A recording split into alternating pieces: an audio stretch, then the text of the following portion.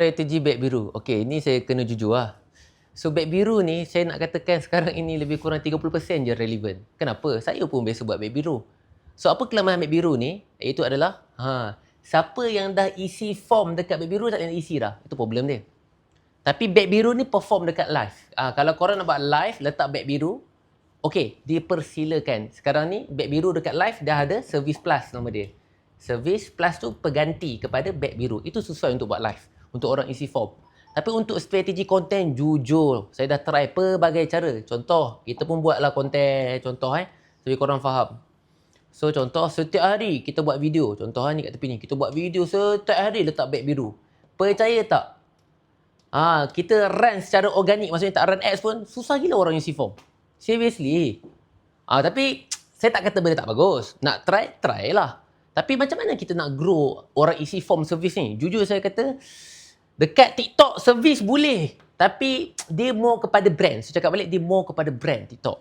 Cuma bukan saya tak kata TikTok tak bagus. Bagus je, saya banyak je dapat leads juga pun. Tapi kebanyakan dia direct DM ataupun dia tekan dekat saya punya bio.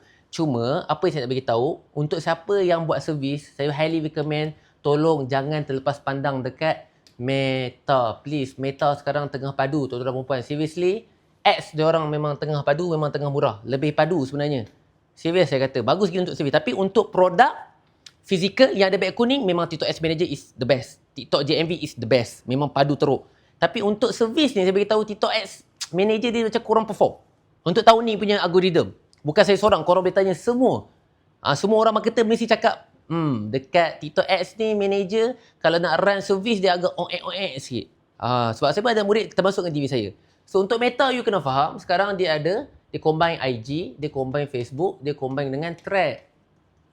So, apa yang saya highly recommend, apa yang korang kena buat, jangan lupa nak synchronise-kan IG, Facebook and Thread. Maksudnya, IG, apa yang kita post dekat IG, dia akan automatically post dekat page.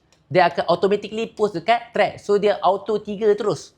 Lepas tu, korang ambil video ni, ambil video ni, run ads, run Meta. Apa strategi Meta Ads ni? Panjang saya nak explain. Tapi saya nak bagi tahu, kalau siapa yang sini macam kedukuk piang sangatlah, pakailah setup engagement. Dah cukup. Setup engagement. Letak RM50. RM50 per day. Cukup. Lepas tu ambil audience yang broad, tapi pilih sikit lah interest dia. Contoh, minat takaful. Ikutlah korang punya niche korang. Lepas tu ambil semua video korang. Ambil video korang yang korang post dekat contoh Instagram atau Facebook, yang korang boleh ubah placement dia dekat Thread boleh, dekat Facebook boleh, dekat IG boleh.